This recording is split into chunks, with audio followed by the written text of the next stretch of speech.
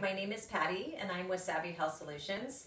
Thank you for joining me. Today we're going to talk about setting up your home work office so that you are in the best possible ergonomic position. Starting with your seated position when you are working from home, let's talk a little bit about your foot position and how you can adjust your chair to be in the best possible position for you. Starting with our feet, we are going to have our feet grounded, all 4 points of our feet grounded on the floor with our feet about 6 inches apart. And we want to create a nice 90-degree angle between our ankles and our knees and our hips. Okay, notice how right here I am sitting up on the front third of my chair. You can sit up on the front third of your chair if that's more comfortable, and when you do, we always suggest that you have a minimum of 3 finger lengths behind the back of your knee so that you are not resting that back of the knee with compression on the back of the chair. Okay. If you decide that you want a little bit more lumbar support, you can scoot yourself back to the back of your chair so that your sacrum and your lumbar spine are supported by the back of the chair. And oftentimes, if you are a shorter or more petite person, you'll find, similar to me, that your feet don't completely rest flat on the floor, at which point in time, I'm sure many of you have various props that you might be able to use at home to prop those feet up so that you're in a good ergonomic position, maintaining that 90-degree angle between your ankle and your knees and your hips, okay? Unless somebody, of course, steals that from you first, because this is a hot commodity these days.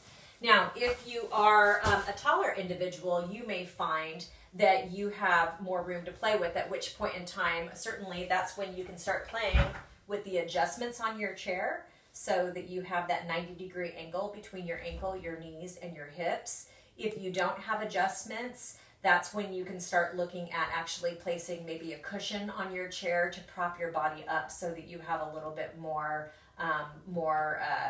length, I guess, or more height in the chair so that you can maintain that 90 degrees. Okay, so we'll go ahead and move that chair back down. The other thing that I will mention is that as you're moving up your body, you want to make sure that your sternum is lengthened, that your shoulders are rolled back and relaxed, like you're trying to fit your shoulder blades in your back pocket. That's going to put your chin right over your body, the center of your body, so that your ears and your shoulders and your hips are all in alignment. That's the ideal position when you're sitting at your desk. If you can't maintain that, the goal is to try to get as close to that as possible. Okay, so we've now already established what our proper sitting posture looks like when we are working from home. Now we're going to introduce the actual computer and the keyboard and the desk to the situation so that we can adjust that sitting position in relation to those items. So I'm going to rotate around. We talked about how we wanted to have our feet flat on the ground. So now you've adjusted yourself accordingly. Ideally, you want to be at a desk height or have your computer on a desk height where when you're sitting square to your computer, that your hands are going to be at, again, a 90-degree angle between your wrists, your elbows, and your shoulders, or that you're slightly forward of that. You don't want to be too close in this way because then it's going to put extra pressure on your back. You don't want to be too far out this way with your keyboard too far away from you because that's going to put strain on your shoulders and your neck, and it's going to translate to your head craning forward, which is something that we want to avoid.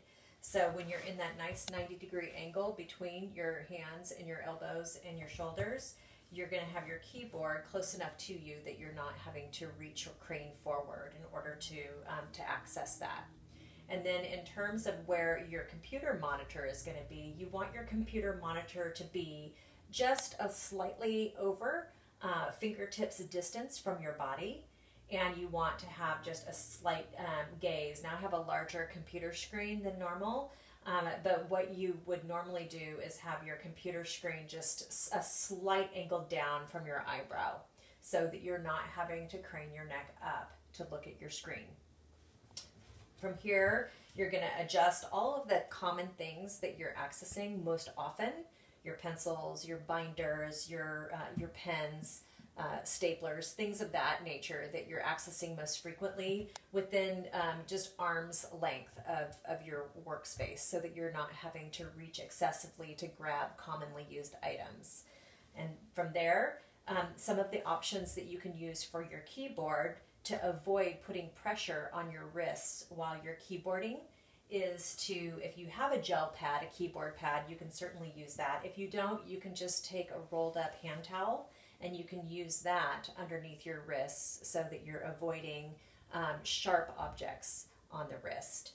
Again, ideally, if you can hover your hands over your keyboard and avoid compression or contact altogether, that's going to be ideal. But if you find that you're fatigued during the day and you need to rest your wrists, find a soft surface that you can rest them on. Okay, now we're going to adjust our ergonomic position for working in a standing position.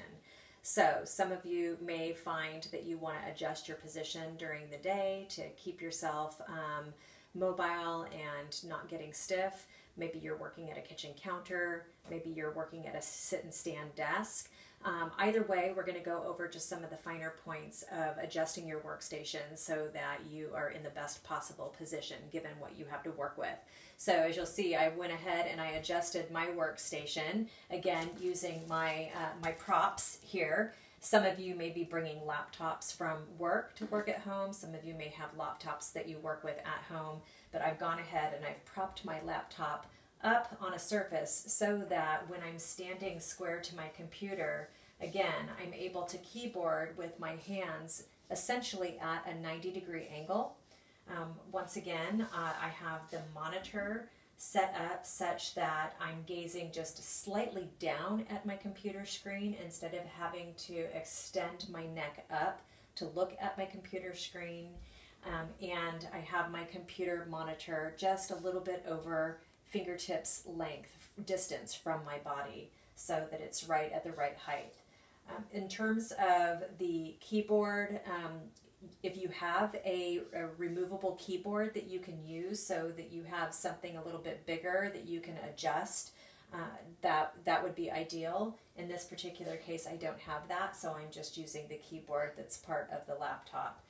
When you are mousing, one of the things that you want to think about is that you have a couple of different choices. You have a choice of this type of a mouse, which will allow you the ability to keep your wrist in a little bit more of a neutral position, or you can use kind of the standard mouse that most of us are accustomed to.